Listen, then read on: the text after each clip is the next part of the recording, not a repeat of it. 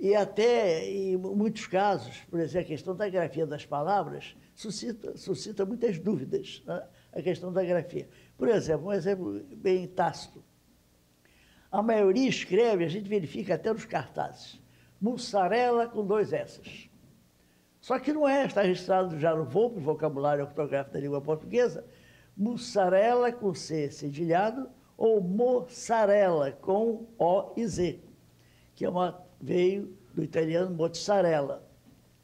Então, essas dúvidas vão voltar a surgir agora à tona e, obviamente, vão ser sanadas através do estudo do novo acordo ortográfico. Como, por exemplo, o emprego do hífen, que sempre causou sérios problemas até aos professores, foi simplificado.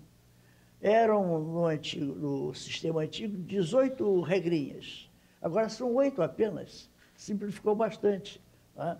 Por exemplo, nós escrevíamos micro-ondas, tudo junto.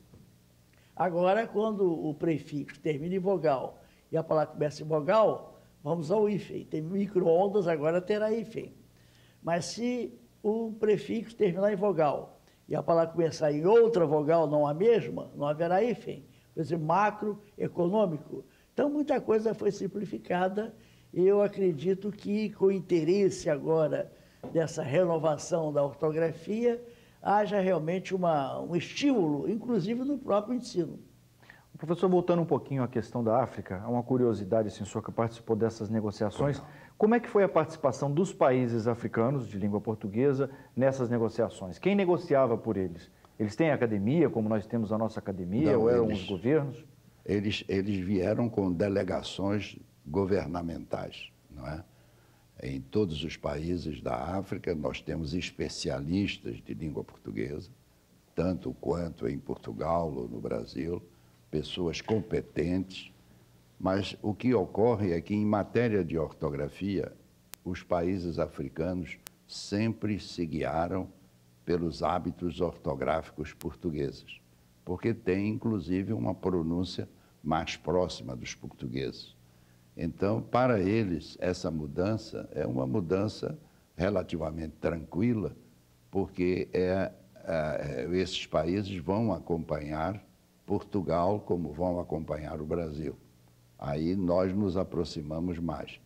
Mas essa reforma não traz grandes complicações para os países africanos. Certo, professor, nós vamos de novo a um breve intervalo e já voltamos com este debate sobre a reforma ortográfica da língua portuguesa.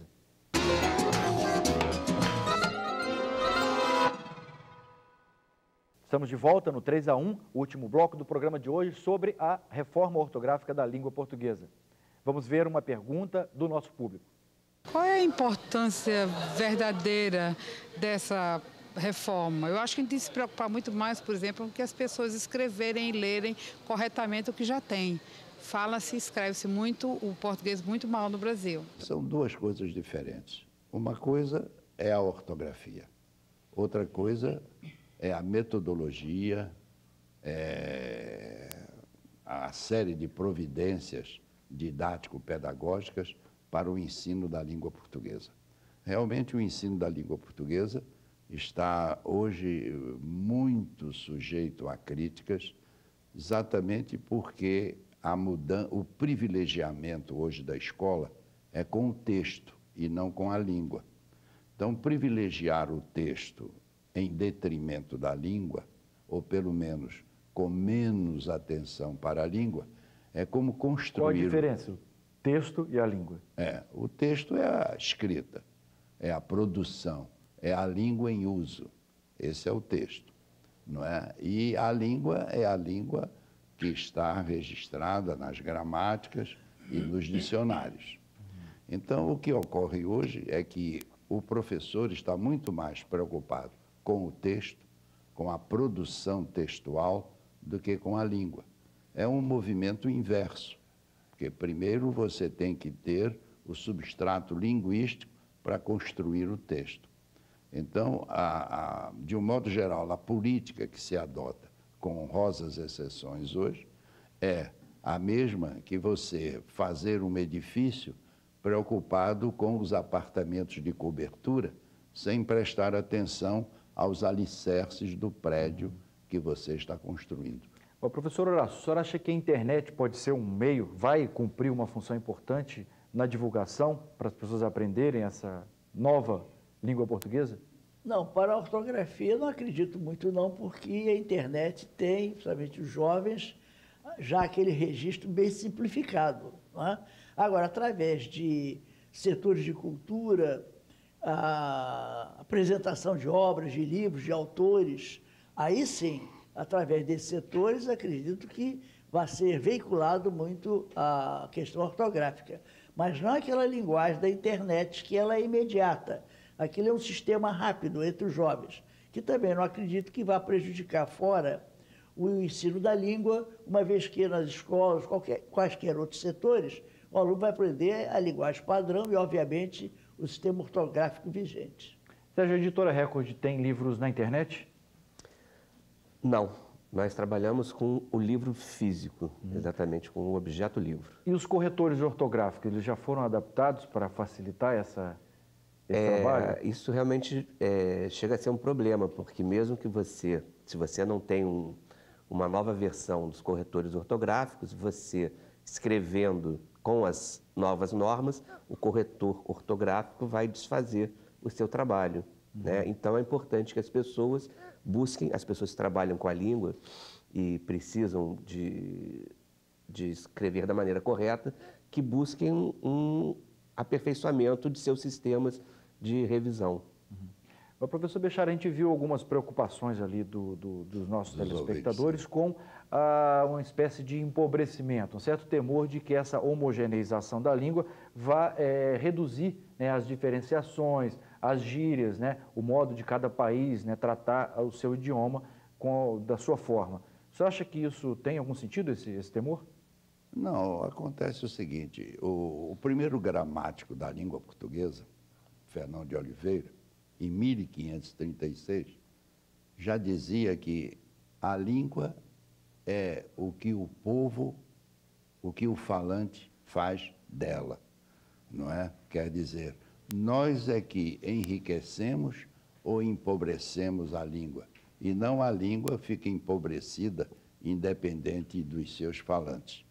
Então, o que nós devemos fazer para enriquecer a língua é enriquecer a nossa cultura. Nós devemos usar todos os meios de que a sociedade dispõe, não é, para que o povo brasileiro seja inserido num plano cultural mais elevado. Mas a verdade, é bom que se diga, é que a diminuição da cultura é um problema, não é, mundial. Os franceses reclamam da pouca cultura dos jovens franceses de hoje, os alemães também, os espanhóis também, de modo que isso aí é um problema que não depende exclusivamente da escola. A escola tem sido, no mundo moderno, um capitão sem exército. A escola tem que esperar a colaboração da televisão, do rádio, do teatro, da literatura.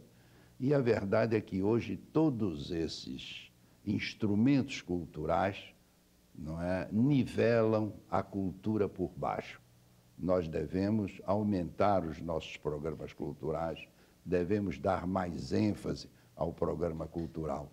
Um programa como este, por exemplo, é um programa altamente importante para o desenvolvimento da cultura do país, de modo que o maior número possível de agentes de cultura do país, não é? Isso faz com que a língua se enriqueça, porque nós é que vamos enriquecer a língua. Sérgio, o mercado editorial não anda assim diminuindo, né? Parece que a venda de livros no Brasil está aumentando, né? Está num bom momento.